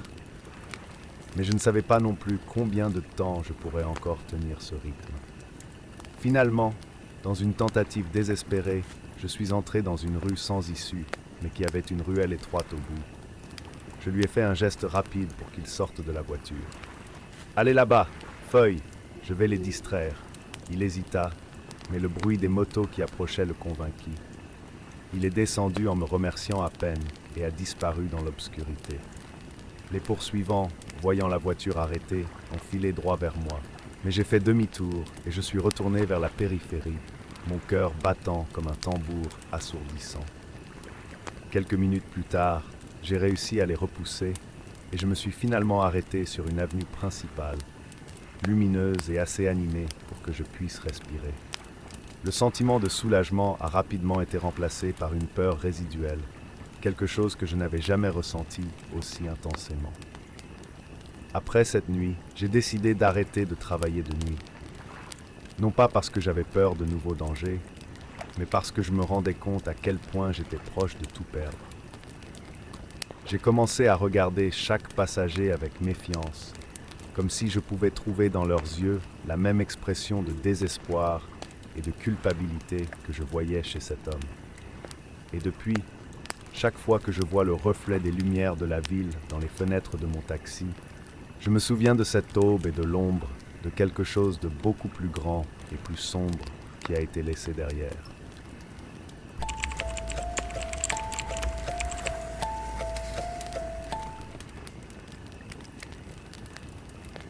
Je me souviens bien de cette nuit-là. C'était une matinée calme à Toronto, assez froide pour rendre la voiture embrumée à l'intérieur, créant une barrière discrète entre moi et la ville à l'extérieur. Le métier de chauffeur de taxi, aussi fatigant et routinier soit-il, ne m'a jamais posé de réels problèmes. Les courses nocturnes étaient généralement les ivrognes solitaires ou les jeunes gens qui revenaient de fête, et je connaissais toutes les astuces pour y faire face. Mais ce soir-là, je ne m'attendais pas à trouver quelque chose qui me marquerait d'une manière aussi viscérale. La course est apparue sur l'application. Un homme d'une trentaine d'années, peut-être d'une quarantaine d'années, avec un nom commun, quelque chose comme John ou Michael. Point de départ, un coin faiblement éclairé devant un bâtiment que j'ai reconnu de vue, mais que je n'avais jamais visité. Accepté. Après tout, ce n'était que quelques minutes là-bas. Quand je me suis arrêté, il m'attendait déjà dans un manteau sombre et une casquette basse qui couvrait partiellement son visage. Il est monté dans la voiture et s'est installé sur le siège arrière, me saluant d'un léger signe de la main. Sans lever les yeux, j'ai dit « bonne nuit » qui semblait avoir un poids supplémentaire, quelque chose que je n'ai pas pu identifier immédiatement. « Abigail, n'est-ce pas ?» Dire. Au début, je n'y pensais pas beaucoup. Le nom était sur l'application, il était clair qu'il connaissait mon nom. Je savais que tu viendrais me chercher. Quelque chose dans cette phrase m'a dérangé. Je voulais l'ignorer, continuer la course. Mais quelque chose dans mon instinct s'est enflammé, comme si une faible étincelle commençait à ronger mon calme. Il semblait trop à l'aise, détendu comme s'il était sur son propre canapé. Pendant les premières minutes, j'ai évité toute conversation. De nombreux passagers aiment le silence, mais il ne l'a pas fait. Après quelques secondes de silence, il commença à parler. À propos de la météo, de la ville, des choses qui ne m'intéressaient pas, mais j'ai juste hoché la tête, essayant d'être poli. « Tu n'aimes pas trop parler de toi, n'est-ce pas ?» Il a dit, et il y avait un ton presque provocateur. Je l'ai ignoré, j'ai gardé les yeux sur la route, mais il n'a pas abandonné. Je comprends. Après tout ce que vous avez traversé, bien sûr, vous ne feriez pas confiance à n'importe qui. J'ai senti ma poitrine se serrer. Je me suis raidi, le volant s'échappant presque de mes mains moites. Cette phrase m'a ému. C'était une information vague, mais étrangement personnelle. Je n'étais pas quelqu'un qui s'exprimait devant des inconnus, et encore moins des clients. Il devait parler de quelque chose de généralisé, peut-être d'une tentative de sympathie, pensais-je. Essayant de me calmer, mais il a continué. « Ah, mais cela n'a pas commencé maintenant, n'est-ce pas? Depuis ce temps avec son ex, c'était James, n'est-ce pas? » L'air s'est échappé de mes poumons, c'était impossible. James avait été une partie de ma vie que je gardais sous clé, quelque chose que même mes amis les plus proches ne connaissaient pas en profondeur. Cet homme en savait trop. Une angoisse a commencé à prendre forme dans mon estomac, mais je devais la contrôler pour ne pas montrer de faiblesse. Je suis désolé, mais... Comment le sais-tu? Ma voix est sortie plus faible que je ne l'aurais souhaité, mais toujours assez ferme pour ne pas trahir la panique qui grandissait en moi. Il éclata d'un rire court et sec. J'en sais plus que tu ne le penses, Abigail. Je sais, par exemple, ce que tu t'es dit ce soir-là, quand tu étais seule, en te demandant ce que tu aurais pu faire différemment. Je sais que vous pensiez que c'était de votre faute. C'était comme un coup direct à l'âme. Mes pensées étaient brouillées, luttant pour trouver une logique qui justifierait comment cet étranger connaissait des détails aussi intimes. Non seulement il a mentionné les faits, mais il semblait comprendre mes émotions, les couches de culpabilité et de regret que j'avais gardées pendant des années. C'était comme si c'était dans ma tête. J'ai pensé à arrêter la voiture, exigeant une explication. Mais ensuite, il s'est penché en avant, micro près de mon visage, avec un regard perçant, presque vide. Ne me regardez pas comme ça. Je ne fais que vous dire la vérité, quelque chose que vous essayez de cacher, même à vous-même. Cette voix avait un ton sombre, et pour la première fois, je me suis senti vulnérable, comme si j'étais piégé dans cette voiture, avec quelque chose de plus qu'un simple passager, quelque chose de dangereux. J'avais envie de retirer mes mains du volant et de crier, mais il était hypnotisant. Chacun de ces mots semblait creuser plus profondément. Tu t'en veux toujours, n'est-ce pas? Pour ce qui est arrivé à ton frère, murmura-t-il, presque comme s'il se parlait à lui-même. Je me suis figé. Personne n'était au courant de cette histoire. Personne à part ma mère et quelques personnes du passé. C'était un fantôme que je portais, quelque chose que j'essayais d'oublier de toutes mes forces. J'ai fermé les yeux une seconde, et l'image d'un hôpital froid et pâle m'est revenue à l'esprit, ainsi que le bruit des machines qui émettaient des bips. Une erreur de ma part, ou une cruelle coïncidence. Arrêtez la voiture, maintenant! Le courage remonta à la surface, et le cri résonna dans tout le véhicule. J'avais envie de me débarrasser de lui, de le mettre à la porte, mais il s'est installé sur le banc, un sourire inquiétant dansant sur ses lèvres. Si vous vous arrêtez, vous perdrez la seule chance de comprendre. Je sais ce que vous ressentez, je sais ce que cela vous cause, et sachez que vous ne le surmonterez jamais seul. J'ai voulu sortir de la voiture et m'enfuir, mais quelque chose en moi ne pouvait pas bouger. C'était comme si elle était piégée dans ses mots, enracinée dans la peur et la curiosité morbide. La panique se mêlait à un sentiment presque hypnotique d'avoir besoin d'entendre ce qu'il avait à dire. « Continuez, murmura-t-il d'un ton presque doux. Nous irons jusqu'au bout de cette course, ensemble. » À contre-cœur, j'ai accéléré à nouveau. Le chemin semblait avoir été transformé. Les rues familières semblaient maintenant menaçantes, trop désertes, comme si la ville elle-même était silencieuse pour regarder notre affrontement. Il a continué à parler, retirant chaque détail, chaque souvenir enfoui, chaque traumatisme que j'avais repoussé au fond de mon esprit.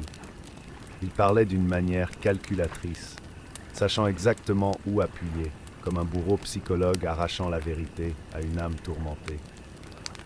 Plus il parlait, plus je m'enfonçais dans cet abîme, la ligne entre la réalité et le cauchemar s'effilochant, transformant ma voiture en une cage de torture mentale. Lorsque nous sommes finalement arrivés à destination, il m'a jeté un dernier regard, sérieux et sans la moindre émotion. Tu te souviendras de cette nuit-là, Abigail, et vous vous demanderez si je suis réel, ou si je ne suis qu'une partie de ta propre culpabilité, en grandissant, en manifestant. J'ai regardé en arrière, désespéré de comprendre ce qu'il voulait, qui il était, mais il a juste ouvert la porte et a disparu dans l'obscurité.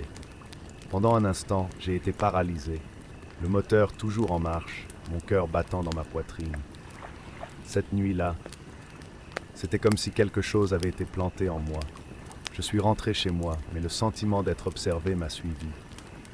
Au cours des jours suivants, chaque visage étrange, chaque nouveau passager semblait être une menace silencieuse. J'avais changé. Quelque chose en moi s'était brisé.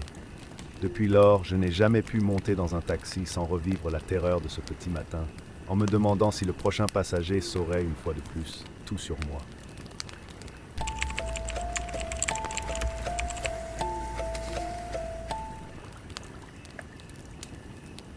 La vie nocturne à Dubaï a toujours eu un charme particulier. Les lumières de la ville brillent comme des étoiles artificielles, et la brise chaude du désert apporte avec elle des murmures de mystère et d'aventure. Je m'appelle Jamal Hassan, je suis chauffeur de taxi de nuit, un travail qui me donne la liberté d'explorer tous les recoins de cette métropole animée. Pendant des années, ma voiture est devenue une extension de moi-même, un espace où les histoires s'entremêlent et où des inconnus deviennent des passagers dans des instants fugaces. Connu pour ma patience et ma volonté d'accepter des trajets que les autres conducteurs évitent souvent, je me targuais de ma capacité à accepter les bizarreries de l'autre. Cependant, cette nuit-là, j'étais sur le point de me lancer dans une course qui mettrait au défi non seulement ma compréhension du monde, mais aussi la nature même de la réalité. Il était près de minuit quand l'homme est monté dans mon taxi. Il avait l'air déplacé, comme s'il avait été arraché d'un autre endroit, loin des lumières vives de la ville. Il portait une cape sombre qui l'entourait presque complètement, et sa présence émanait d'une étrangeté que je ne pouvais ignorer. Ses yeux, qui brillaient sous l'ombre de la capuche, avaient une intensité troublante. Dès qu'il a fermé la porte, une vague d'inconfort a parcouru mon corps. L'air me semblait plus dense, presque palpable, comme si la nuit respirait autour de moi. « Emmenez-moi dans le désert », a-t-il demandé, sa voix grave et mélodieuse résonnant comme un écho sur les parois de la voiture. J'avoue que j'ai hésité. La plupart des passagers avaient l'habitude de demander des destinations plus courantes, des sites touristiques ou des quartiers branchés. Le désert, surtout à cette heure de la matinée, n'était pas une demande normale. Une partie de moi a voulu refuser, lui suggérant de choisir un endroit plus approprié. Cependant, la curiosité qui me consumait ne pouvait être ignorée. Le désert, sous le clair de lune, avait son charme sombre, et quelque chose dans ses yeux me le faisait accepter. En l'espace de quelques secondes, le moteur de la voiture ronronna et le voyage vers l'inconnu commença. Pendant que nous roulions, le silence de la voiture a été rempli par les paroles énigmatiques de mon passager. Il parlait de la vie et de la mort, comme s'il dévoilait les secrets de l'univers. Chaque question qu'il me posait me semblait être un test, une provocation. Il explorait mon esprit, remettait en question mes croyances et ma façon de voir la vie. L'air a commencé à changer, devenant plus lourd, plus dense. La température de la voiture semblait avoir chuté, et je me suis demandé si c'était le résultat de la conversation ou si quelque chose de plus sinistre approchait. Vous êtes-vous déjà demandé ce qu'il y a vraiment au-delà de ce monde ? Demanda-t-il en regardant par la fenêtre les dunes éclairées par la lune. Ce que vous voyez et ce que vous ressentez ne sont que des fragments de la vraie réalité. J'ai essayé de garder la conversation légère, en détournant le sujet vers quelque chose de plus banal, mais il a continué, plus profond et plus sombre dans ses réflexions. Le chemin est devenu plus désert et solitaire, et l'atmosphère à l'intérieur de la voiture semblait devenir plus tendue à chaque kilomètre parcouru. Quelque chose se formait dans l'air, une énergie palpable qui me mettait mal à l'aise. Au fur et à mesure qu'il conduisait, le sentiment d'être observé a commencé à s'intensifier. J'ai regardé dans le rétroviseur, m'attendant à voir quelque chose, mais la route était encore déserte. Juste nous deux, et l'immensité du désert devant nous, un espace infini qui semblait s'étendre au-delà de l'horizon. Les mots de l'homme ont pénétré mon esprit, et je n'ai pas pu m'en débarrasser. Que voulait-il dire ? M'emmenait-il dans un endroit spécifique, ou me divertissait-il simplement avec ses réflexions philosophiques ? Après de longues minutes, nous sommes finalement arrivés à l'endroit qu'il nous a indiqué. Une vaste étendue de sable, loin de la ville et des lumières vives. L'homme m'a demandé d'attendre, en disant qu'il devait accomplir quelque chose. Il est sorti de la voiture et je l'ai regardé s'éloigner dans l'obscurité. Comme il disparaissait dans la nuit, une étrange agitation s'empara de moi. Le silence du désert était profond, rompu seulement par le murmure du vent qui ressemblait plus à un gémissement qu'à une brise fraîche. Le temps a commencé à s'éterniser pendant que j'attendais. Des ombres dansaient autour de moi, et la pleine lune projetait des faisceaux de lumière qui semblaient se tortiller sur le sable. Je sentis l'atmosphère changer à nouveau, et une pression subtile commença à m'envelopper. Le désert n'était pas seulement un espace physique, il ressemblait à une entité vivante, palpitant d'une énergie que je ne pouvais pas identifier. J'ai regardé l'horizon, attendant le retour de l'homme, mais il n'est pas apparu. Le silence est devenu oppressant, et le sentiment que quelque chose était sur le point de se produire m'a mis en alerte. Puis, soudain, l'obscurité autour de moi a commencé à se transformer. Une présence, une ombre, a commencé à se former sur le sable, se modelant en quelque chose que je ne pouvais pas comprendre. Le sable a commencé à s'agiter, et pendant un instant, j'ai cru que mon esprit me jouait des tours. C'était comme si le désert se manifestait, comme si le sable et les ombres prenaient vie d'eux-mêmes. La peur m'a envahi. J'ai commencé à ressentir une présence invisible, comme si j'étais observé par des yeux qui ne pouvaient pas être vus. C'est alors que le courage que j'avais s'est évaporé. J'ai démarré le moteur et j'ai accéléré, sans regarder en arrière. La voiture a dévalé la route et l'adrénaline a inondé mon corps. Le désert reculait rapidement, mais le sentiment que quelque chose me suivait ne me le permettait pas. L'horizon derrière moi semblait s'étendre indéfiniment, et à chaque kilomètre que je parcourais, j'avais l'impression que l'obscurité se refermait autour de moi. L'arrivée à Dubaï a été un soulagement. Dès que j'ai atteint les lumières de la ville, une vague de sécurité m'a enveloppé. Mais ce qui était censé être une simple course s'est transformé en cauchemar. La présence qui me regardait n'avait pas été laissée pour compte. Quelque chose me collait à la peau, quelque chose que je ne pouvais pas voir, mais qui me regardait toujours. J'ai regardé le tableau de bord de la voiture, essayant de retrouver une normalité, mais l'agitation m'a accompagné. Ce soir-là, l'expérience m'a profondément marqué. Depuis ce jour, j'ai évité d'accepter des trajets à l'extérieur de la ville. Chaque fois qu'un passager me demandait d'aller dans le désert, mon estomac se retournait. Ce qui était censé être un travail simple était devenu un cauchemar. Je ne voulais pas courir le risque de faire face à nouveau à ce que je ne pouvais pas comprendre. Mes courses nocturnes sont devenues de plus en plus routinières, mais la sensation d'inconfort ne s'est pas dissipée. Les lumières de la ville, autrefois brillantes et accueillantes, semblaient maintenant plus froides, et la solitude du désert planait toujours dans mon esprit. Ce qui avait été réveillé cette nuit-là s'est transformé en une ombre qui me suivait, quelque chose que je ne pouvais pas identifier, mais qui était toujours là, me rappelant toujours ce que j'avais traversé. Au cours des jours suivants, j'ai commencé à remarquer des changements subtils en moi. La ville semblait plus oppressante, et chaque passager qui montait dans ma voiture apportait un air étrange. J'ai remarqué que les conversations devenaient plus profondes et les questions plus sombres, comme si la présence que j'avais ressentie dans le désert influençait maintenant ma vie. C'était comme si j'étais entraîné dans quelque chose que je ne pouvais pas comprendre, comme si la frontière entre ce qui était réel et ce qui ne l'était pas devenait de plus en plus floue. Une nuit, alors qu'il traversait l'un des quartiers les plus fréquentés de Dubaï, un passager est monté dans la voiture. Son regard était lointain, comme si elle était perdue dans ses propres pensées. Dès que j'ai fermé la porte, elle m'a jeté un regard perçant et un frisson m'a parcouru le dos. Nous n'avons pas échangé beaucoup de mots, mais la tension dans l'air était palpable. Pendant que nous roulions, elle a commencé à parler de rêves et de visions, comme si elle cherchait un sens dans les expériences qui la tourmentaient. Parfois, j'ai l'impression d'être guidé par quelque chose qui me dépasse, a-t-elle déclaré, en regardant par la fenêtre la ville qui défilait. Comme s'il y avait une force invisible qui me tirait, me guidait sur un chemin que je ne comprends pas. Sa description m'a rappelé la nuit où j'ai rencontré l'homme dans le désert. Il y avait quelque chose de familier dans ses paroles, quelque chose qui résonnait avec ma propre expérience. J'avais envie d'en demander plus, mais l'idée d'aborder ce thème me terrifiait. La peur d'ouvrir de vieilles blessures et de faire ressortir la présence qui m'avait suivi depuis lors m'a fait me taire.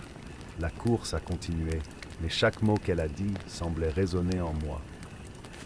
C'était comme si elle m'emmenait dans un endroit que je ne voulais pas visiter. Quand nous sommes finalement arrivés à destination, elle s'est tournée vers moi et m'a dit « Tu n'es pas seul. Tu sais, parfois, les réponses sont plus proches qu'on ne l'imagine. » Sur ce, il sortit de la voiture et disparut dans la nuit, comme une ombre se dissipant dans l'obscurité. J'ai senti qu'une partie de moi avait été perdue à ce moment-là. Ce qu'elle a dit a résonné dans mon esprit. Comment le savait-elle? Qu'est-ce qui m'arrivait? C'était comme si le désert ne m'avait pas lâché, mais m'avait seulement appris à voir ce qui était auparavant caché. Cette nuit-là, l'agitation s'est intensifiée. J'ai commencé à me poser des questions sur ma réalité et sur ce que cela signifiait vraiment d'être chauffeur de taxi dans une ville aussi grande et lumineuse. Les conversations avec les passagers sont devenues plus introspectives et sombres. Je cherchais des réponses que je ne trouvais pas, tandis que la présence invisible continuait à me suivre. Le désert, avec son silence profond et son immensité, a toujours été à l'affût. Et je savais que d'une manière ou d'une autre, cet homme était toujours là, même si je ne l'ai jamais revu. À chaque course, à chaque passager, Il sentait que la frontière entre ce qui était réel et ce qui ne l'était pas devenait de plus en plus floue. Au fil du temps, j'ai appris à accepter cette nouvelle réalité. Ce qui était autrefois un simple travail s'est transformé en un voyage de découverte de soi et d'exploration des ombres qui habitaient mon esprit. Le désert ne m'a jamais quitté, et la présence que j'avais ressentie cette nuit-là ne m'a jamais complètement quitté. Au lieu de cela, il est devenu une partie de moi, une ombre constante qui m'accompagnait dans les rues illuminées de Dubaï. Ainsi, chaque soir, alors que je conduisais sous les lumières de la ville, j'avais l'impression de ne pas seulement transporter des passagers, mais aussi d'explorer les profondeurs de ma propre existence. C'était comme si le désert m'avait appris à voir ce qui était caché et à embrasser l'incertitude de la vie. Le voyage qui a commencé comme un simple voyage s'est transformé en un chemin de connaissance de soi et de révélation. À la fin, j'ai réalisé que le désert n'était pas seulement un espace physique, mais une métaphore des mystères de la vie. Et même si l'ombre de l'expérience me suivait, j'étais prêt à l'affronter, car chaque course, chaque passager, était l'occasion d'explorer les vérités cachées qui imprégnaient notre réalité.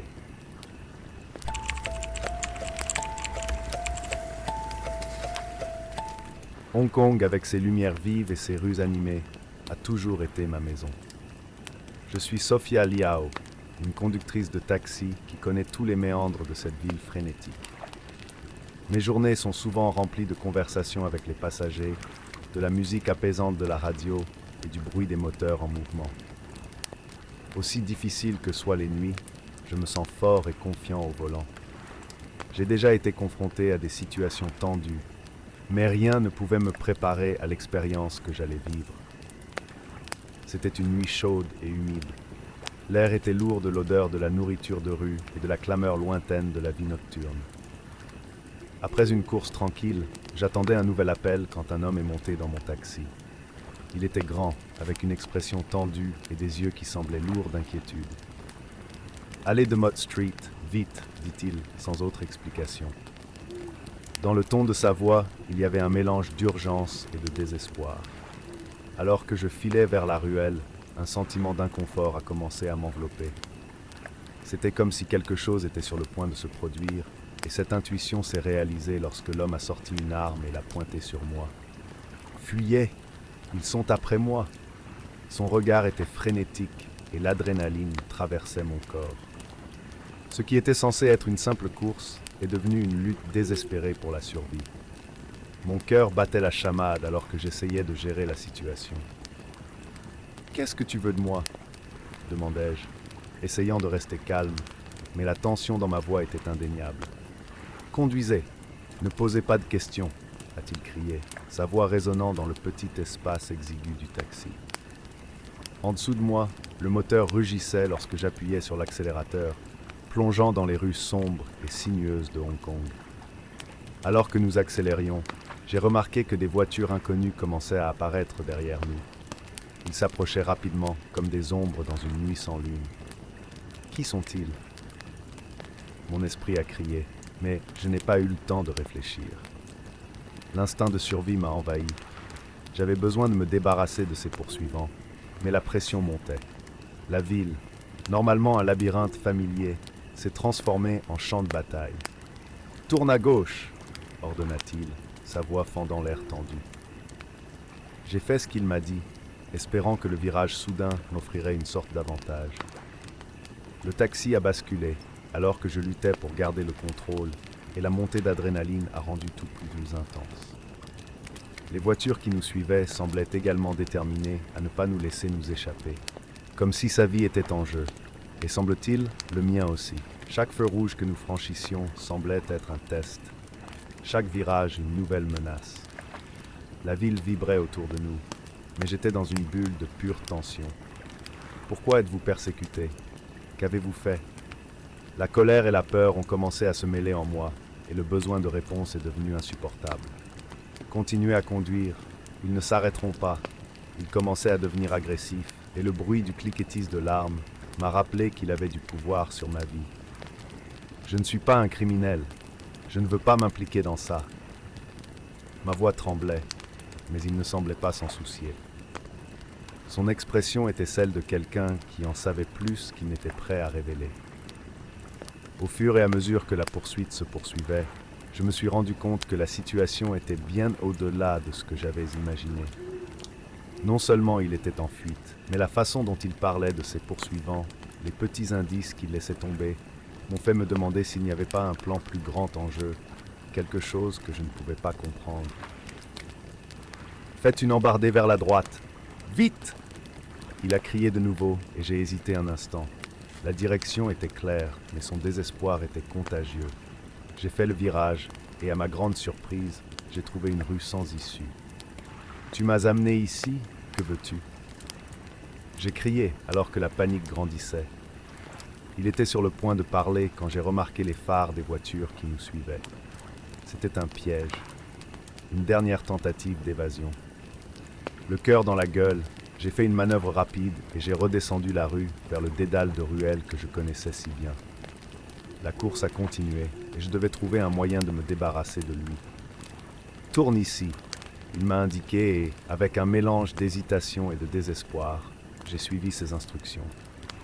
Les lumières de la ville devinrent un fouillis de flou et le monde à l'extérieur du taxi disparut dans une cacophonie de bruit et de mouvements. Finalement, dans un moment de lucidité, j'ai pris une décision risquée. Je ne pouvais pas continuer comme ça. Ce n'était pas seulement sa vie qui était en danger, mais aussi la mienne.